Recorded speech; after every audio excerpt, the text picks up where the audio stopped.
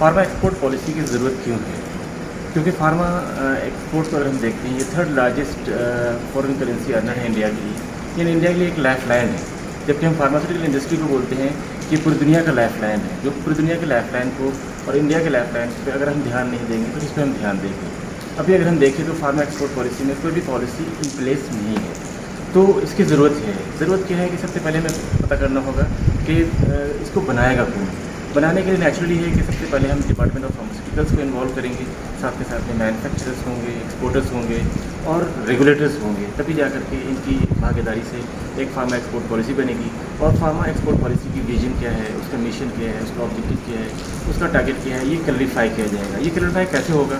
क्योंकि फार्मा में जितने भी एक्सपोर्टर्स हैं, कितने एक्सपोर्टर्स हैं, उनको काउंट किया जाएगा। उन पर एक्सपोर्टर्स की क्या टर्नओवर है एनुअल, उसको पता करनी होगी। और उसमें से देखना पड़ेगा कि वो एग्जिस्टिंग एक्सपोर्टर्स हैं और नए एक्सपोर्टर्स हैं। और अगर हमें आगे लेके जाना है तो हमें सस्पेक्टेड कितने और एक्सपेक्टेड कितने एक्सपोर्टर्स की ज़रूरत है जो न्यू एक्सपोर्टर्स को इंट्रोड्यूस करें। तो हमें इन सब चीज़ों को पता करके ही तो हम मूव ऑन कर सकते हैं। चलिए, अब तो ये हमने बात कर ली, लेकिन हमें बताना होगा कि जैसे अभी फार्मा विजन है, फार्मा विजन के बारे में बताऊंगा आपको। लेकिन मैं ये बता दूं पहले कि फार्मा विजन 2020 का था कि $55 बिलियन करेंगे हम लोग। वो अचीव नहीं हुआ। फिर हमने बना लिया 2025 का, और कि वो 55 से $100 बिलियन करेंगे, वो भी अचीव नहीं हुआ। फिर हमने एक प्लान कर लिया कि जी हम 2030 बनाएंगे फार्मा में, फार्मा विजन। तो वो हमारा 2030 का $155 बिलियन US था, लेकिन वो भी अचीव नहीं होगा, ये हम गारंटी कर सकते हैं। क्यों? क्योंकि फार्मा विजन क्या होता है? विजन एक होता है जो टाइम बाउंड नहीं होता है, और वो लाइफ में एक ही बार बनाया जाता है, जिससे विजुलाइज कर सकते हैं आप पूरे लाइफ को। तो फार्मा इंडस्ट्री का विजन क्या है, वो क्लियर ही नहीं है। हमारा विजन ये होना चाहिए कि हम वर्ल्ड के सबसे ज़्यादा शेयर होल्डर हों, हमारे पास शेयर ज़्यादा हो, सब मार्केट शायद हमारा सबसे ज़्यादा हो, और उसके अलावा हम क्वालिटी मेडिसिन दें पूरी दुनिया को। ये हमारा विजन होना चाहिए। लेकिन मिशन हमारा टाइम बाउंड होता है, वो 5 साल का होता है, और ऑब्जेक्टिव अगर हम देखें तो वो 1 साल का होता है। टारगेट हमारा क्वार्टरली होता है। तो हम मूव ऑन करते हैं सेकेंड स्टेप्स पे कि किसके लिए हम बनाएंगे। यस, हमारे लिए जो एग्जिस्टिंग एक्सपोर्टर्स हैं या फिर हमारे न्यू एक्सपोर्टर्स हैं जो एक्सपेक्टेड हैं, उनके लिए ये स्ट्रेटजी बनाई जाएगी। और उन परफॉर्मेंस के बेसिस पे हम देखेंगे कि अभी क्या परफॉर्मेंस कर रहे हैं। और उसके अलावा जब ये परफॉर्मेंस के बेसिस पे हम देखेंगे गवर्नमेंट का सपोर्ट सिस्टम क्या चल रहा है उनके साथ में, और क्यों वो अचीव नहीं कर पा रहे हैं, कहाँ फेलियर है, ये गैप एनालिसिस करने की ज़रूरत है। अब हम देखते हैं कि गवर्नमेंट का क्या कंट्रीब्यूशन है एक्सपोर्ट पॉलिसी में। सबसे पहले चीज़ हम बताएंगे कि गवर्नमेंट अभी 2.5 करोड़ देती है, जिसमें 2.5 करोड़ इसलिए देती है कि वो प्रोडक्ट रजिस्ट्रेशन में करें, और दूसरा चीज़ कि वो प्लांट का रजिस्ट्रेशन में वो फीस दे सकें। जबकि गवर्नमेंट ये भी कहती है कि आधा पैसा हम वापस तुम्हें दे रहे हैं, लेने की ज़रूरत नहीं है तुम्हारे से, वो हम माफ़ कर देंगे। माफ़ करने से काम नहीं चलता है, एक्चुअली रियल यूज़ होना चाहिए वो मनी का। सेकेंड चीज़, ये खर्चा नहीं होता, बल्कि आप देखिए तो खर्चे और भी होते हैं। प्रोडक्ट डेवलपमेंट के कॉस्ट होते हैं, रेगुलेटरी है, फार्माकोविजिलेंस है, क्लिनिकल बायोकेमिकल है, प्रोडक्ट सैम्पलिंग है। इन सब चीज़ों की कॉस्ट बहुत ज़्यादा है। अगर रजिस्ट्रेशन की हम बात करें और इन सब चीज़ों की बात करें तो 90 और 10 का रेशियो आता है। तो ये जस्टिफाइड नहीं है कि वो 2.5 करोड़ ले लो जी और अपना काम कर लो, जिससे काम नहीं हो सकता है। ठीक है जी, अब हम देखते हैं कि स्टेटस क्या है अभी हमारा शेयर का। ग्लोबल फार्मास्यूटिकल मार्केट का साइज अभी $1.5 ट्रिलियन है, जिसमें यूएस का 40.4% शेयर है और चाइना का 11% है, जबकि इंडिया का 2.5% शेयर है। भाइयों, पता ना ये ज़रूरी है आपके लिए कि इंडिया को life line of the world बोलते हैं, फार्मेसी ऑफ द वर्ल्ड बोलते हैं, botanical garden of the world बोलते हैं। क्यों बोलते हैं, इसके बारे में थोड़ी समझने की ज़रूरत है हमारे को। कि 80% HIV ड्रग्स जो दुनिया में सप्लाई होता है वो इंडिया अकेला प्रोड्यूस करता है। 20% जितनी भी मेडिसिन बनती है दुनिया में सप्लाई होती है वो इंडिया अकेला देता है। वैक्सीन्स जितनी भी रखी हैं, कोरोना वैक्सीन छोड़ के अगर हम बात करें तो 50% वैक्सीन पूरी दुनिया को इंडिया प्रोड्यूस करते हैं और सप्लाई करते हैं। जब आप देखिए इतना सारा काम हम करने के बाद भी हमारा मार्केट शेयर जस्ट 2.57% है, क्योंकि कहीं ना कहीं हम प्लान्ड नहीं है, हमारा ऑब्जेक्टिव बिल्कुल क्लियर नहीं है, हमारा सब चीज़ क्लियर नहीं है। और हम नेक्स्ट मूव करते हैं कि क्या करना चाहिए कि हम फार्मा पॉलिसी बनाएं और हम इसको बड़े पैमाने पर लेके जा सकते हैं। लेकिन सबसे पहली चीज़ है कि हमारा विजन, मिशन, ऑब्जेक्टिव और टारगेट बिल्कुल क्लियर होना चाहिए। हमारा विजन ये होना चाहिए कि हम 2025 में $200 बिलियन काम करेंगे, और उसके लिए क्या फाइनेंशियल सपोर्ट की ज़रूरत है गवर्नमेंट की, उस पर हमें ध्यान देने की ज़रूरत है। इसी तरह से हम जो मिशन को प्लान करेंगे, मिशन के बाद हम ऑब्जेक्टिव को प्लान करेंगे और टारगेट को प्लान करेंगे। अब हम देखते हैं कि इनोवेशन पे हम ध्यान नहीं देते हैं। जबकि अगर हम देखें तो फार्मेसी कॉलेज में प्रोफेसर्स के पास में बहुत सारे पेटेंट्स होते हैं, लेकिन वो पेटेंट एक्सपायर हो जाते हैं। क्यों एक्सपायर हो जाते हैं? क्योंकि कमर्शलाइज नहीं की करी जाती है। तो गवर्नमेंट भी ऐसा प्लान करे कि जो लोगों ने भी पेटेंट लिया हुआ है फार्मा में, वो विद इन ईयर एक्सपायर हो जाएगा अगर उसको हम यूज़ नहीं करेंगे तो नेचुरली वो भाग करके कहीं ना कहीं वो कमर्शलाइज करने की कोशिश करेंगे और तब भी सक्सेस मूव करेगा। उसके अलावा आईपी का एक्सेप्टेंस ग्लोबली होना चाहिए। जब हम ग्लोबल सप्लाई करते हैं, पूरी दुनिया को हम सप्लाई करते हैं, तो हमारा आईपी एक्सेप्टेंस क्यों नहीं होता? क्योंकि गवर्नमेंट कहीं ना कहीं सोई हुई है।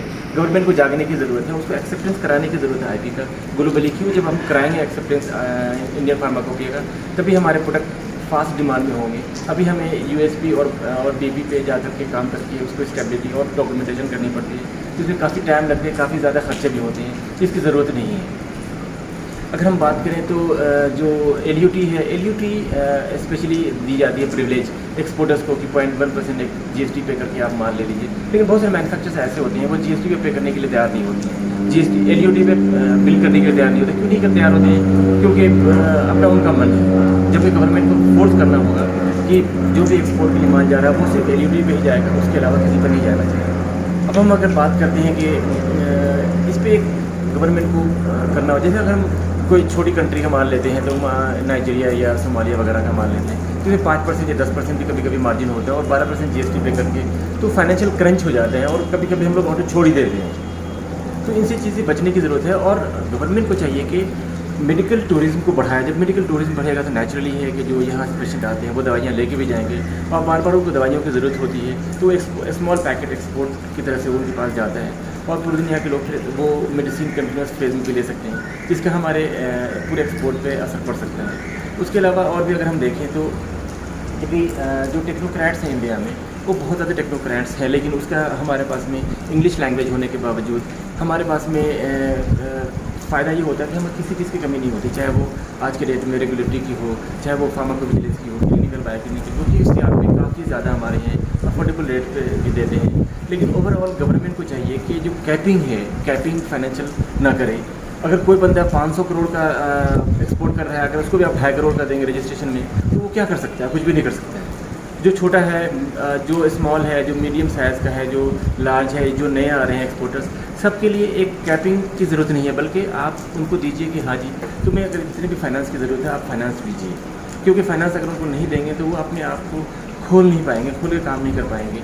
और आप माफ़ मत कीजिए कुछ भी, आप 5 साल के लिए लोन दीजिए जितना रिक्वायरमेंट है एक्सपोर्ट रजिस्ट्रेशन के लिए या प्रोडक्ट डेवलपमेंट के लिए, रेगुलेटरी काम के लिए, क्लिनिकल बायोक्लिनिक के लिए, जो जिस चीज़ के लिए भी ज़रूरत है आप दीजिए पैसे। और उसको पहले ये साल में कोई EMI मत कीजिए, सेकेंड ईयर से आप EMI लेना शुरू कीजिए और 5 साल में पूरी EMI ले लीजिए, कुछ माफ़ करने की ज़रूरत नहीं है। मैं आपको गारंटी के साथ कहता हूँ, अगर ये स्ट्रेटजी गवर्नमेंट ऑफ इंडिया अपनाती है तो इंडिया 2025 में नेचुरली वो $200 बिलियन करने में सक्षम होगा, क्योंकि अभी तक जो भी वो काम कर रहे हैं वो अपने बलबूते पर कर रहे हैं। देखो इंसेंटिव देना वो ऐसे ही होता है जैसे एक टॉफ़ी देने के बराबर होता है, जैसे बच्चों को टॉफ़ी देते हैं, टॉफ़ी देकर के वो खुश करते हैं। कुछ करने का टाइम नहीं है यहाँ पे पूरी तरह से आर्म्स एंड एम्यूनिशन देना है ताकि वो मैदान में जाकर के जंग लड़े। ये जंग लड़ने के जैसा है बिजनेस, तो ये काम हमें करना पड़ेगा और गवर्नमेंट को कहीं ना कहीं खुले हाथ से, खुले दिल से और खुले दिमाग से आगे आना पड़ेगा इंडस्ट्री के साथ में, और इंडस्ट्री रियली तैयार है करने के लिए। इसके साथ साथ मैं बताना चाहूँगा कि रेगुलेटर्स को भी थोड़ा सा ईज़ करना होगा चीज़ों को, जैसे कि अभी क्या होता है, अभी की बात हम बता रहे हैं, न्यूट्रल कोड की NOC लेनी है, लेकिन वो न्यूट्रल कोड की NOC लेने से पहले उन्होंने एक क्वेरी इशू कर दिया कि इसमें परचेज ऑर्डर नहीं है, परचेज ऑर्डर नंबर नहीं है। दूसरी क्वेरी इशू ये कर दी कि जी अभी कुछ और कर दी। तो इस तरह से वो क्वेरी पे क्वेरी इशू करने जाते हैं। लेकिन हमारा ये कहना है कि एक सिस्टम होना चाहिए, स्टेट वाइज एक्सपोर्ट का एक डिवीज़न हो जो सिर्फ एक्सपोर्ट के लिए ही काम देखे। जैसे हम COPP लेते हैं, एक फॉर्मेट है उसका बना हुआ सर्टिफिकेट का, उस फॉर्मेट को हम भर के देते हैं तो उस फॉर्मेट में साइन स्टैम्प लग करके हमारे को मिलता है। इसी तरह से न्यूट्रल कोड है या लाइफ एक्सटेंशन है, शेल्फ लाइफ एक्सटेंशन है, या और भी कोई एक्सपोर्ट NOC वगैरह है, या कोई और भी रिलेटेड चीज़ें हैं, इन सब चीज़ों पे भी हमें चाहिए कि हम ये आसान तरीके से कर दें ताकि वो फॉर्मेट भर के दें और वो NOC मिले। अगर सपोज़ हमने कोई भी चीज़ अप्लाई किया है तो विदिन 2 और 3 डेज़ में मिल जानी चाहिए ऑनलाइन ही, ताकि तभी हम सक्सेस की तरफ मूव कर सकते हैं। एक तो चीज़ हमारा ये था। दूसरी चीज़ जो बचाने वाले हैं, जो लोग बैठे हुए हैं कस्टम में, वो लोग भी लटका करके अटका करके काम करते हैं और उनके पास नॉलेज की थोड़ी कमी होती है, ट्रेनिंग की ज़रूरत होती है। और कभी कभी तो ये भी होता है कि तो गांधी का जोड़ा लेके आओगे तो ये काम फटाक से हो जाएगा। ये क्या है?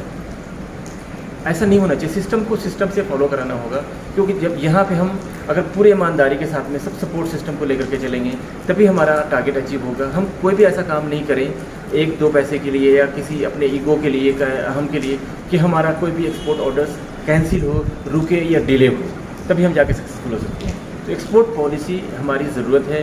क्यों ज़रूरत है कि अगर ये एक्सपोर्ट पॉलिसी बनती है, फार्मा एक्सपोर्ट पॉलिसी, तो ये लार्जेस्ट अर्नर बन जाएगा फॉरेन करेंसी का इंडिया का, और इंडिया का नाम रोशन होगा। हम चाहते हैं कि आप सभी लोग मिलकर के इस पर कमेंट्स दें और इसको खूब सब्सक्राइब करें ताकि ये गवर्नमेंट के सारे डिपार्टमेंट तक पहुँचे और ये एक्सपोर्ट पॉलिसी बनने में कामयाबी मिले।